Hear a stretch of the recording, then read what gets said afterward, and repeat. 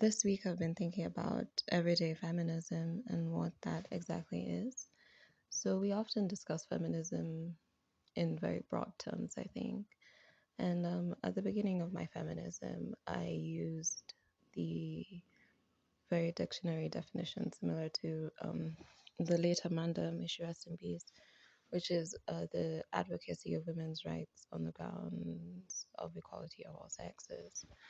But as I've grown, so has my definition of feminism, and at the core of it is very much freedom and living your full life uh, despite the interruptions that come, in me particularly, that comes with living in a society that's very patriarchal and is influenced by Western imperialism as well.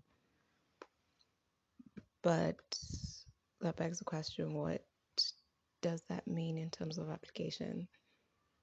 And how do you apply that to everyday life and everyday things?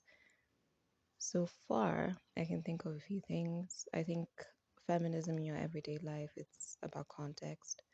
Context because our life experiences are different, and so we can come up with rules based on an agreement of universal rights, absolutely, but there are specific experiences that differ. So in a specific situation for somebody's life, a certain decision could be feminist, and in another situation, it could not.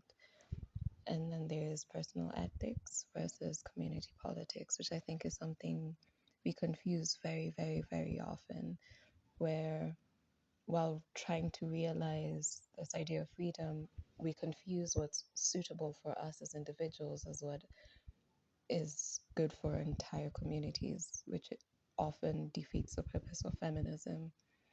And then I think everyday feminism is also about being proactive, and not necessarily proactive in terms of, um, say, activism or etc., but more internal, more reflective within ourselves, and proactively unlearning things, proactively observing what we feel, and doing that very heavy work of figuring that out, so that when we do go out into the world, we're carrying ourselves in a way that is free, or an attempt of being free.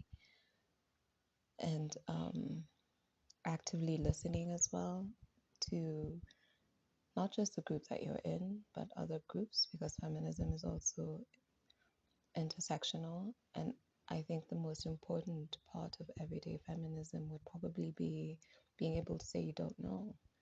Like, it's possible to know when something is wrong, or identify when something is wrong or feels wrong, but not have the vocabulary for it or the full understanding of it, or be able to have those things but not be sure of the solution. So being able to also recognize that you don't know and then taking the step to figure it out is another part of feminism, everyday feminism, I think. So I think in conclusion, for everyday feminism, I've I've begun to guide it with three questions, three core questions, which is what do I need to be free? How can I achieve those needs? How am I building community and therefore safety? Because safety isn't something that can be built on your own, and you need to be safe to be free. I wonder what you guys view everyday feminism as. Let me know in the comments. And if you liked this video, please like and subscribe and share it with your people.